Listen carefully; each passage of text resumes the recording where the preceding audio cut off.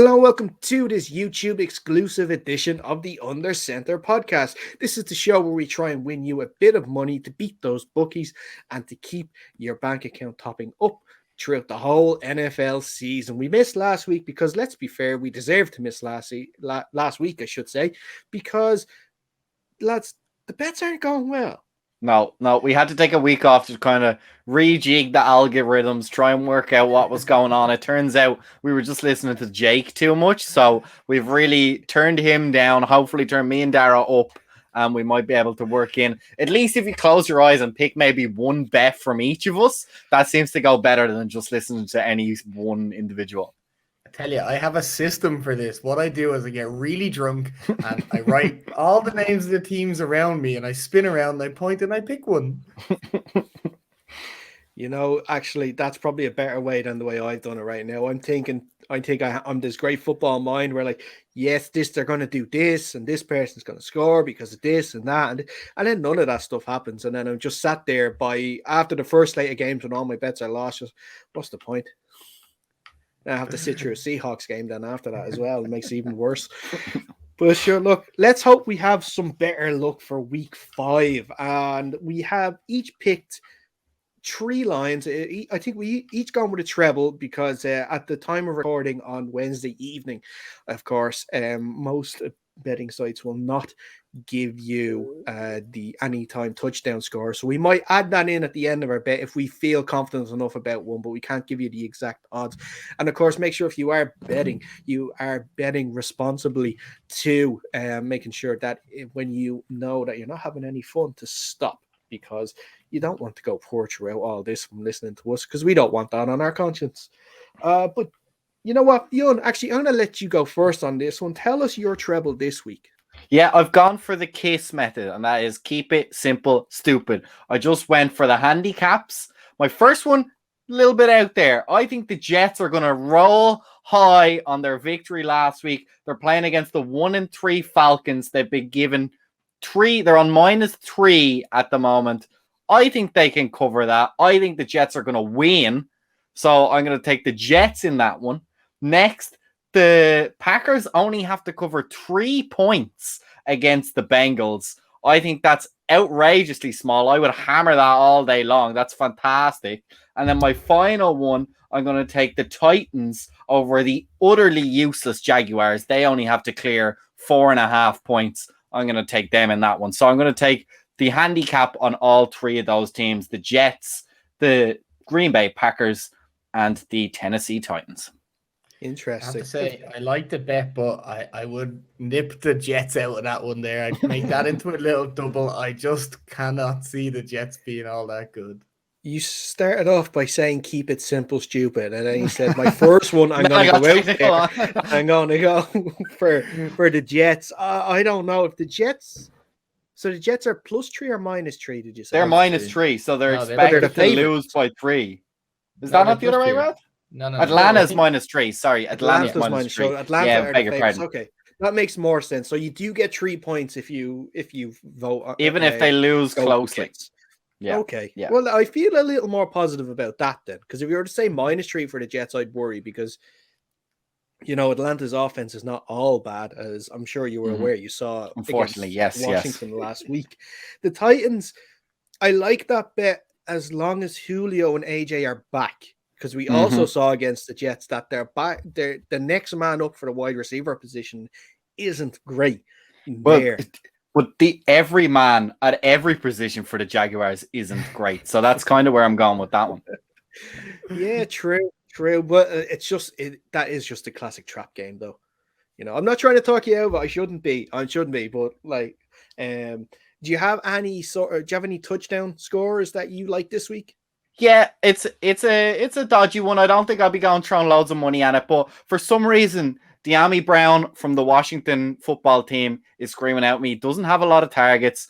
The targets he has got and he's caught, he's taken for a decent chunk of yards. So I think he could be one of those pop out the back ends, broken, busted coverage, and Taylor Heineke hits him in the back of the end zone. So I fancy him to be an anytime scorer. I think I like that bet.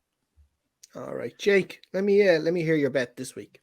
Okay, hang on. I was just looking up to see if I could get a De'Ami Brown odds for you, but I couldn't get that for you because Paddy Power don't even have him as a player. But anyway, I'll give you mine here. I have the under 44.5 points in the Eagles versus the Panthers game. I don't know why, but I just think it's going to be low. I think the Panthers are probably going to hold the Eagles to what we all know that the Eagles are terrible, and they're just not going to need to score that many points, I don't think.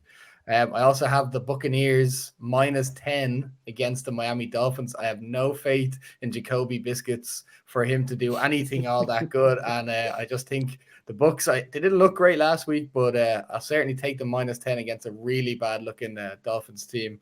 And finally, I have the Broncos +1.5 against the very putrid Pittsburgh Steelers. I think that's I don't know, just Big Ben doesn't look good. He's been complaining all week in press conferences how sore his ribs and his legs are. So I just don't feel like he's up to the challenge anymore. And the Broncos are looking all right, I think. So I think that nets out at about 6.5, 7-1 nearly. So I think that's pretty good odds on that. Okay, interesting. I like the Bucks one. I think that Miami are a bit of a train wreck. The one thing as well that we saw that wasn't probably reported on a lot on Sunday for obvious reasons because of Tom Brady taking all the headlines was the Bucks found their pass rush again. They sacked Mac Jones multiple times on Sunday, so they seem to be finding their pass rush. And against Jacoby Brissett, I think he could be in for a long afternoon. So and it could get bad very quickly for the Miami Dolphins there. Yeah, the Eagles Panthers over 44.5 is interesting. That's where I'm most worried for you, Jake. I have to say the Eagles have an annoying habit this season of actually scoring a decent chunk of points. That's what I'd be most worried about. So did you go the under or over? I went the under, and I was very tempted to go over as well. But the Panthers defense looks quite good.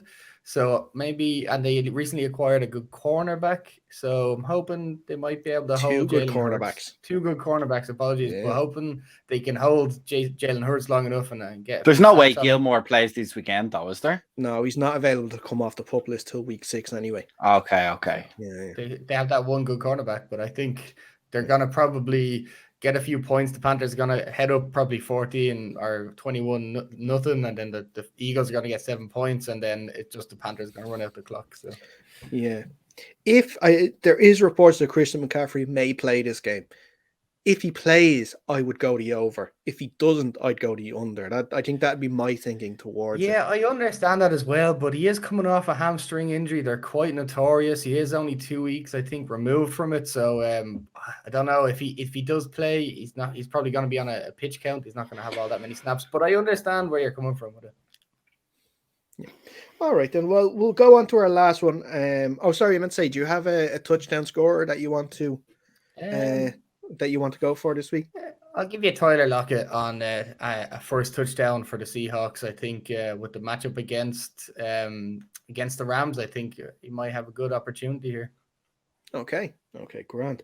Okay, on to the third and final one will be my one. So, Jake, like you, I'm actually taking the Bucks at -10. I think that this is going to be a really, really tough game for the Dolphins.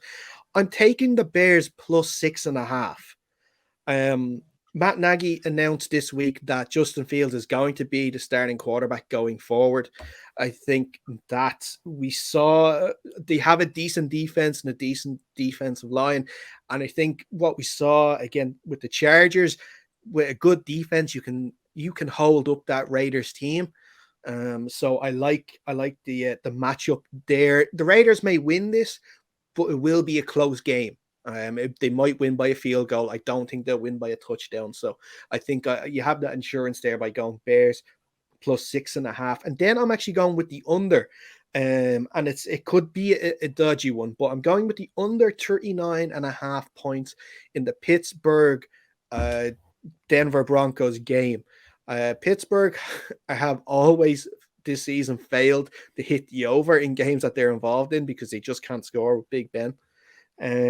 And with the Broncos more than likely having Teddy Bridgewater missing this week due to concussion, Drew Lock starting a quarterback, I can't see many points being put up on the board there for that. Yeah, I like that one because I agree with you. I think the Steelers just can't pull their weight on that half of the over. And so the under is more likely because even with Teddy Bridgewater at quarterback, I don't think the Broncos are dropping over 30 points. The one I'd be most worried about is that Bears Raiders. I think Fields, for some reason, I just feel like he's not going to have a good game. I think he will be very up and down this season.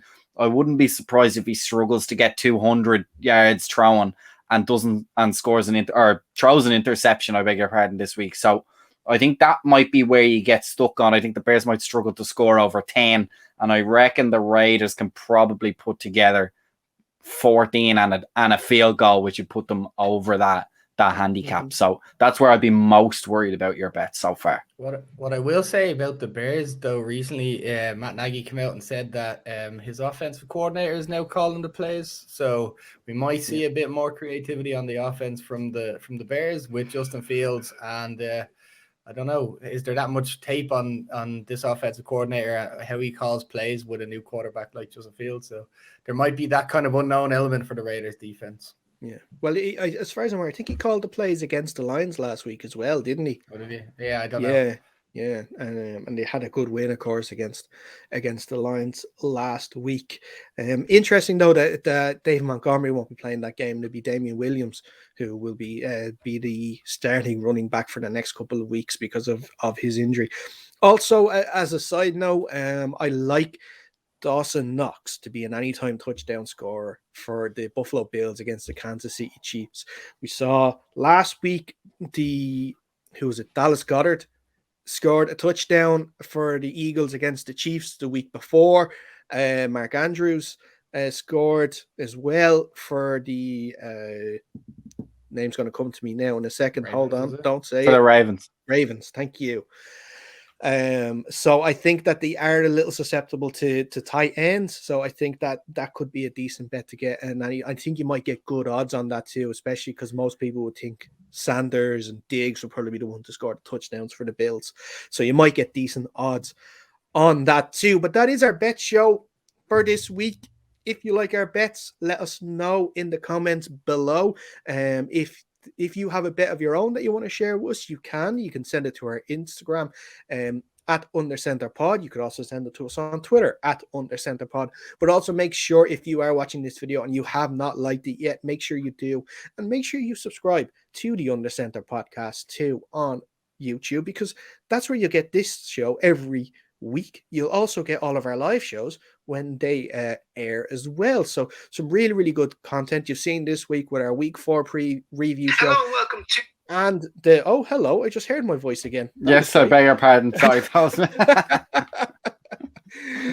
And of course, now I've lost my place. And of course, you will get, of course, we had our Thursday night preview show where we previewed the Rams and Seahawks game. So plenty of content there for you when you subscribe to the Undercenter podcast on YouTube. But that is all from us on this show. Until next time, stay safe and we'll see you soon.